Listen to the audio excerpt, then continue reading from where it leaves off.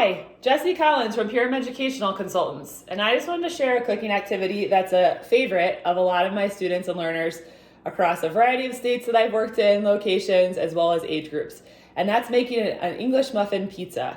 So here are some of the things you need to have. You need some type of English muffin. Mine is gluten-free, unfortunately, so any type would work, and you can even let your kid pick a type out if you order or actually go to the grocery store. Some type of tomato sauce. So again, this is just what I had in my cabinet, but any type of tomato sauce would work. If you have a particular flavor you like of cheese or with meat or whatever, you could use any type. And then cheese. Unfortunately, my cheese is also dairy-free, so I tend to use mozzarella, but again, your kid could pick any type of cheese or any type of cheese you had around the house to make a pizza. I do sometimes like to put the ingredients into a bowl depending on the learner that I'm working with, because this allows me to get some independent access to some skills, which I'll talk about in a little bit. Other things that I use or that you need are a spoon, some type of knife, and this is just a really easy butter knife, so it's not going to cut anyone, super safe. A napkin, so either paper towel or cloth, dish towel or something that you could use. And then I think some aluminum foil or any type of pan that you could put the English muffin on when you're going to put it into the oven or to the toaster oven is helpful. So there's tons and tons of learning opportunities in this lesson, and a lot of times you can have a lot of fun with your kids as well. Usually I turn some music on in the background, get some requesting maybe, and then we get to cooking. So the first opportunity is just that you could have your kid ask for any one of these ingredients that they need, kind of withhold the item and have them request for it.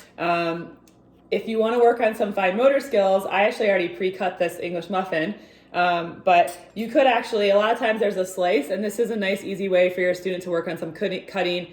You could support it and get a request for the knife, or even just practice cutting with the English muffin. Then I would have them put it on to the aluminum foil or the dish tray. I would just use anything. I would follow the direction put on. So hang on one second.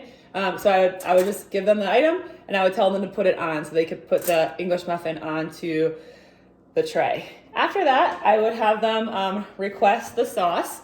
And so I usually don't pre-pour it in. I would give the student the jar. This is a great help opportunity. So if it's on really tight or it's unopened, then what I would do is get a request for help. So offer them the jar. When they're struggling a little bit, that could create the communication opportunity. When they ask me for help, then I would help them open it up. And I would either pour some into the bowl or have them do that. If they don't need the bowl, you can just have them scoop it out from there. After that, I would give them the spoon, or I would have them ask for the spoon. And essentially, part of the reason why I like to leave this in the bowl is because I like to get a little bit of independence here. And I have found for some of my students that motor skills wise, it's actually a little easier to scoop and spread with a spoon. And so essentially, a lot of times I will just leave my student with the sauce, may get a little messy, but let them have an opportunity to scoop that in there and put it onto the pizza. And then it's nice because they could just spread that sauce around on the English muffin. And so sometimes with this, we might make some comments. I make sure to give them some praise, even if I'm far away, for the independence. And if you guys hear that beeping, I was preheating the oven. So with my students, it will typically take them a lot longer to spread this on, but just something that I personally typically work on independence with. If they need some support, you could do that as well. Then the next thing I have them ask for is the cheese. This is another great put on direction. With one of the students I work with, they're pretty slow with putting the cheese on. They might just put one or two morsels at a time. So this is a time we could actually work on going faster or just following that direction. And so you could teach your kids to literally kind of just grab the cheese and sprinkle it on, or even pick this up and kind of practice, again, some of those motor skills of dumping the cheese onto the English muffin. And then if you have any toppings, they could add those on top of that from there. And then you could just have them either ask for help to take it over to the oven or the toaster oven, or you could help them put it in there and set a timer. And so this is a great time to work on waiting. I would say in a toaster oven, it takes maybe about 10 minutes or so for the English muffin to kind of cook, maybe a little bit less. And so this is a great time where I work on waiting. We can go back to the table, maybe listen to some more music, even dance while we're waiting, look through a book or read a story. And sometimes I even just walk away and leave my learner with a wait card and just kind of let them know, hang on, we're waiting for your pizza. And we just kind of practice that without a whole lot of entertainment. So there are tons and tons of learning opportunities that you could do with your student, both in regards to them being a speaker and getting them to ask for a variety of different items throughout this lesson. There's opportunities for them to ask for help. There are tons of receptive or listener directions that you could have your student do with regards to taking stuff or putting something on or in, as well as even just holding up some stuff and saying, hey, point to the cheese, or which one is the cheese? Okay, take it.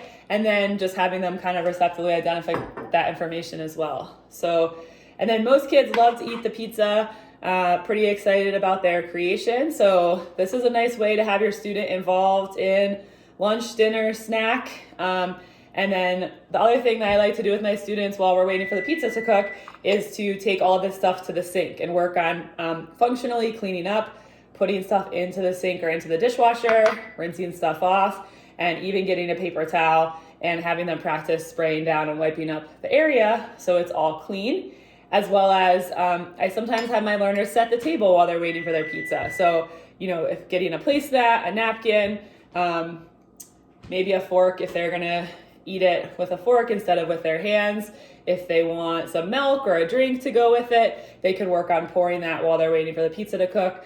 So lots of things you could do in this activity, and a good one to be repeated, because a lot of times our kids might like to eat this every week at some point in time, and you can just use the ingredients that would work for your student. So have fun with your kids. I hope you guys enjoy some delicious English muffin pizzas, and thinking of everyone during this crazy time indoors. Have a great day.